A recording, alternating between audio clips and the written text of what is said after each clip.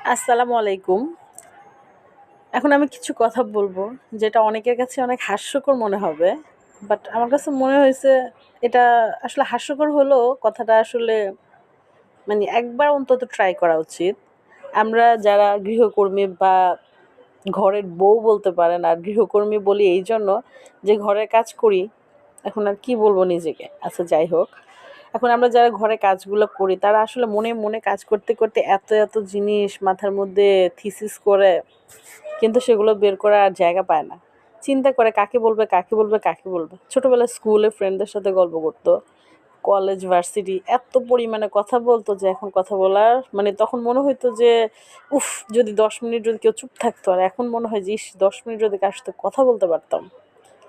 এরকম মনে হয়। কিন্তু আমি তো কাজ শেষে ফ্রি। কিন্তু অন্যান্য মানুষ যারা আছে তারা তো কাজ শেষে খুবই ব্যস্ত। এখন কি করব? চিন্তা করলাম একটা ডায়েরি কিনে নিজের লেখাগুলো লিখি। কিন্তু না, এ তো মহাবিপদ। কারণ আমি ডায়েরিটা লিখবো, আমার ছোট ২ টা ছেলে তারা চিন্তা করবে মা কি লেখছে আগে ওইটাই পড়ি। আমি যদি এক জায়গায় লুকাই তারা খুঁজে বের করে আরেক জায়গা। মানে তাদের ওইটা খুঁজতে হবেই। ওইখানে কি